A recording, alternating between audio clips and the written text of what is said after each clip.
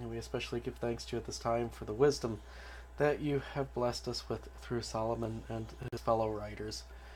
Continue to guide us with your wisdom. In your Son's name, amen. Okay, so we are still in the midst of Proverbs and likely going to be for some time. Though, yeah, we are. I'm hopefully going to be picking up the pace just a little bit.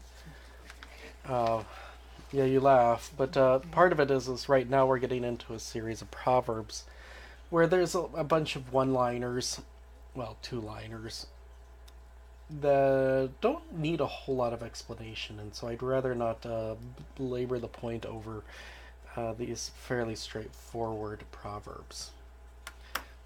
So with that in mind, we're going to go ahead and get into this next set, which, whoa, helps if I click on the right thing. There we go. It contains a series of these, I want to call them one-liners, but really, when you get right down to it, it's always two lines. Proverbs 27. The righteous who walks in his integrity, blessed are his children after him. A king who sits on the throne of judgment winnows all evil with his eyes. Who can say, I have made my heart pure, I am clean from my sin? Unequal weights and unequal measures are both alike an abomination to the Lord. Even a child makes himself known by his acts, and by whether his conduct is pure and upright. Okay, so we have this series of almost independent proverbs that begin with this acknowledgement that righteousness is a blessing to others. And it does this in the context of a father and his children. So one of the things that we understand is we go back to the beginning with Proverbs, which is an instruction book for Solomon's son, and understand that righteousness, it blesses others, in this case children, and by guiding them through what is, well, not only by guiding them, but also by doing what is right. It does right behavior, and then it also guides into right behavior, and at the same time it acts in grace to the others. That's one thing that tends to be missing, particularly with people who are engaged in self-righteousness, where they're being right not for the sake of being good, they're being right so that they may be seen as right. They're being right for their personal gain. That is the difference between righteousness and self-righteousness. Righteousness is a blessing to others. Self-righteousness is only a selfish desire to have your own self blessed. And so it's an important distinction I think that we need to make, because in this day and age we're a little too apt to see any attempt to be righteous as only self-righteous. And to some extent it's because we're prone to self-righteousness. But anyhow, moving onwards. Verse 9, honestly, we ought to see it within verse 9 here. Proverb 9. There's really only one person that could say that. Yeah, but he was the comment was only one person could ever say that. In a sense, yeah, I would have to agree, but then I'd also go, but then his heart was never not pure. And he had no sin. So how could he be clean from his own sin? It's hard to do that when you don't have any to begin with. Yeah, but that would be before his time coming. Well, even then, there was never a time that Jesus had sin. So, being God, he was perfect from the beginning. He was sinless from the beginning. and he has no beginning. Uh, but yeah, this is one of those rhetorical questions where the answer is no one.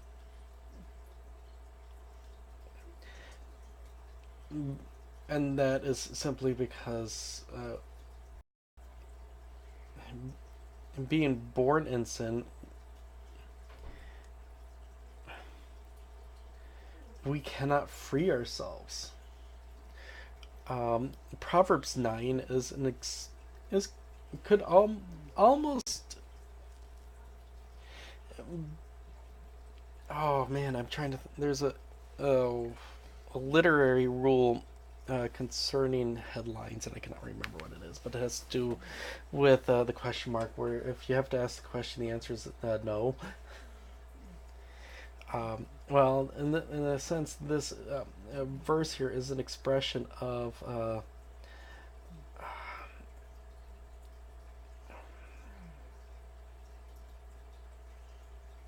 uh, the. Oh, I can't write a B here. Let's see if I can write a B now. And it looks more like a B. The bondage of sin. Isn't that also a hypocrite and Satan trying to work in us? Um,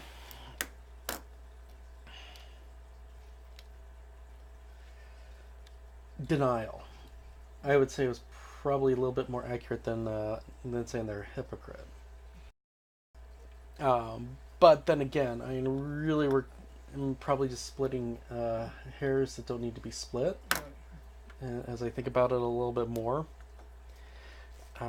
because really, denial is a form of hypocrisy, or hypocrisy is a form of denial, one or the other. Probably can work either way. It may require some more thought by people more philosophically inclined than I.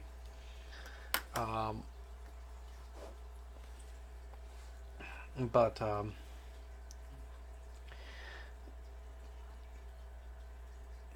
it does, I think, put us on point as we just read through a king who sits on his throne in judgment, winnows all evil, and before that, the righteous who walks his integrity, blessed are his children. We can look at those two and then go, okay, who can say, I've made my heart pure, I am clean of my sin?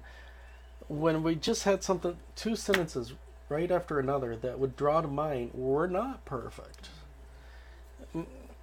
Because as you're reading verse 7, I'm sure that even as you're thinking all the ways that your children have been blessed, and that you've done good to your children by the grace of God, that you can also think of all those times, well, I really wasn't a blessing here.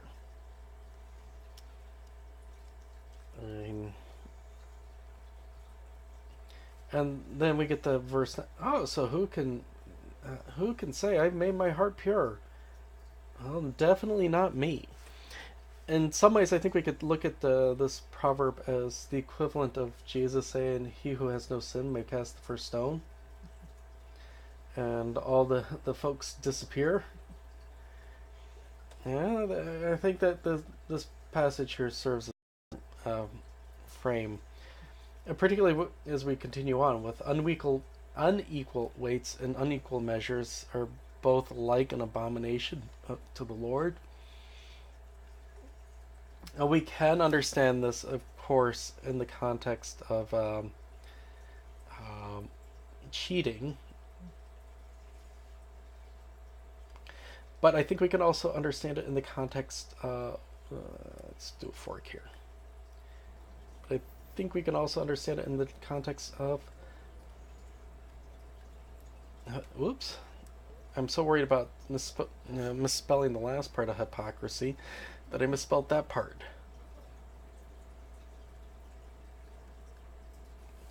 The unequal weight, unequal measure, that's hypocrisy.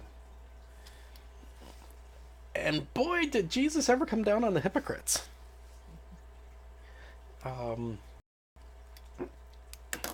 you, you you you have this expectation of how others are supposed to behave, and then you blast them for it.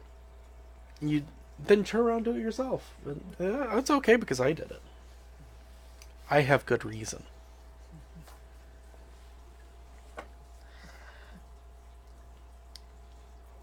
Yeah. Yeah.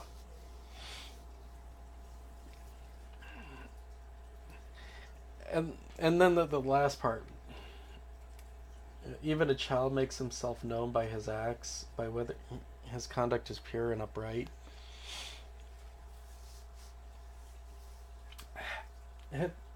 Those of you who have had children, especially when they were younger, can think of those, and we'll laugh about these times. Of our kid has done something wrong. They know it's wrong, but they're trying to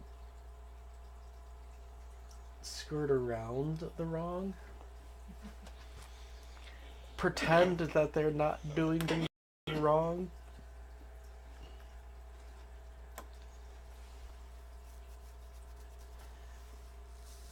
I mean, they just have that look about them that just screams out, I'm doing something wrong, and I don't want you to know about it.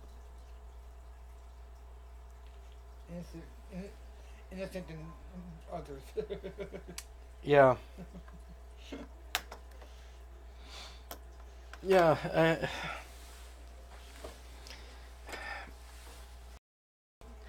It, it's one of those things. I mean, you see it in kids all the time. And I'm at this point, and he was like, because I mean, everybody's got these stories. I'm trying not to tell my own because it's not fair to my kids that they always end up being the butt of my object lessons. But of course, I'm also thinking of Jeff Foxworthy. I had a couple of his comedy albums, and one of them was those things, all these things that he's learned since becoming a father, that he didn't know things were possible. Along the lines of like, did you know you could fit an entire box of raisins into a tape deck in the car? Or he also learned that his dog was quite the artist after drawing on the wall. Um, or, but more pointedly, I mean, he tells this particular one story where he was out after he was supposed to be home and doing things he wasn't supposed to be doing.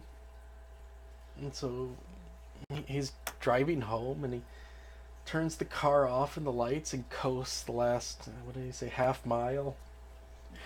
He does exaggerate for humorous effect. So he coasts into the house, sneaks commando style up to the front door, slides his key into the door after greasing it so it doesn't make any noise, and he slowly opens up the door, and there's his mom. But look at the actions that were leading up to that. All of them were meant to deceive, to to hide, for deception. It showed that what is in the inside, what has been happening, is not right. Our behavior acts as a window to what is our faith. Who do we trust? In fact, that's probably the biggest part of it. Is it shows who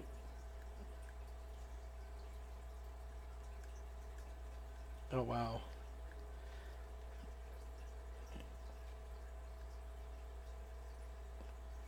Who do you trust?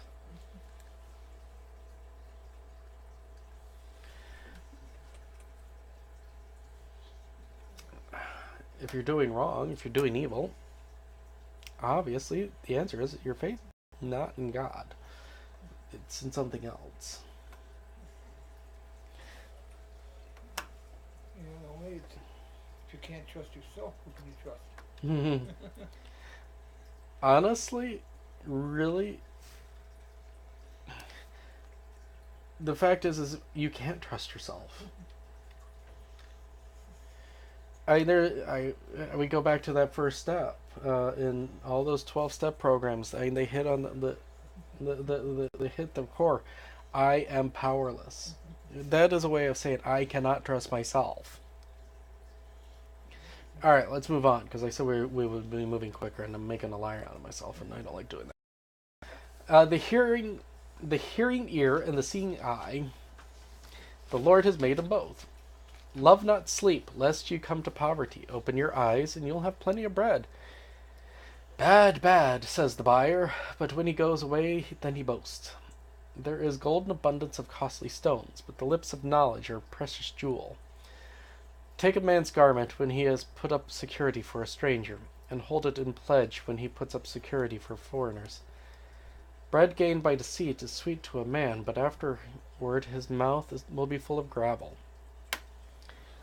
All right.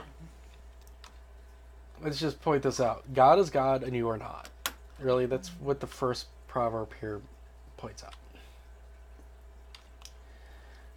Remember that he made you, not the other way around. He is the one who gets, and essentially what this means is he defines.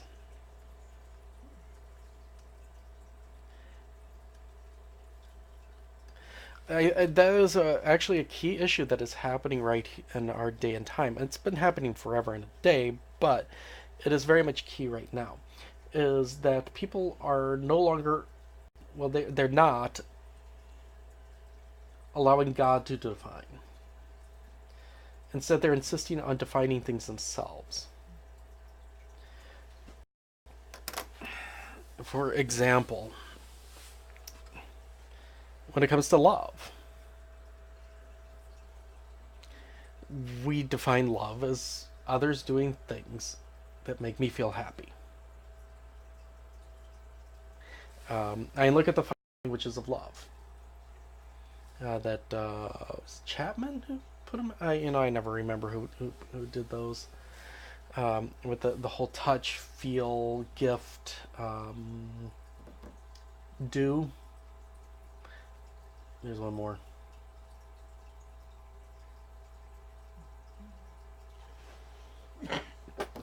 I'm drawing a blank now. Anyhow, all of those are the way they're expressed is how do they make me feel? Do they make me feel appreciated? Do they make me feel treasured? Do they make me feel good? Now, from a Christian perspective, it's good to understand how to communicate love to people. But that doesn't mean we define love that way. Our world, and even Christians, are attempting to define love themselves. If you love me, you will accept me for what I am.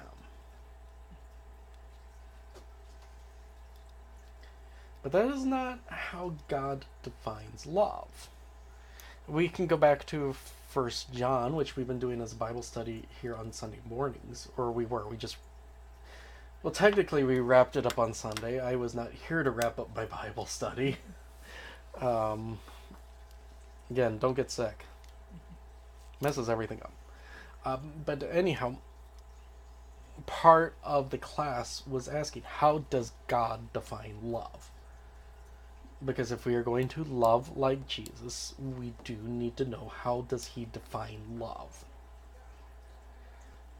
And it goes back to that righteousness is a blessing to others. That God defines love as that righteousness that blesses others. Now, he doesn't also leave up the definition of blessing others. What does that mean? Because again, in our world, we would attempt to twist it. And our world today, people would say, well, if you want to be a blessing to me, you will allow me to marry whoever I want, be it guy or girl. There are a few going some other directions, but yeah. Um, but that's not what God means when He says that love will be a blessing to others, because He never negates what He considers righteousness. Now that means we have to ask again, how is He defining it? And in and this is the part that I know people will find hard, and and often just scream hateful and bigotry.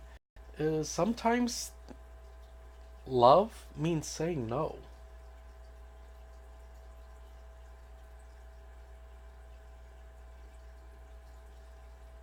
I mean, if my friend is going to be putting a gun to his head and pulling the trigger, love says, I take the gun away.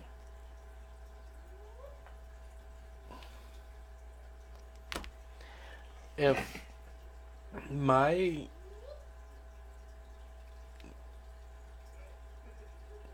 des- desire to have 10 pounds of cheesecake in one sitting,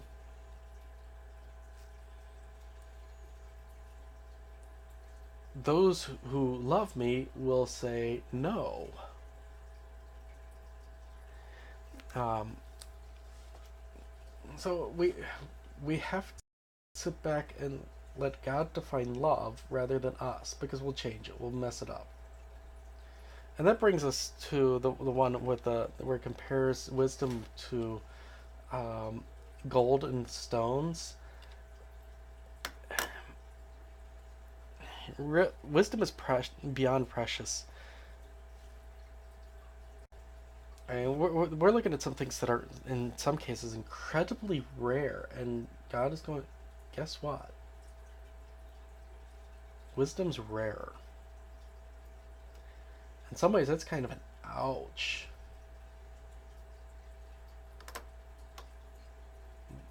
And sadly, on that note, that's where we're gonna have to end, because I'm looking at the time and I gotta go. I gotta go play organ. um, hey, I am a fantastic organ player. I push the button and it plays. All right. Blessings to you all.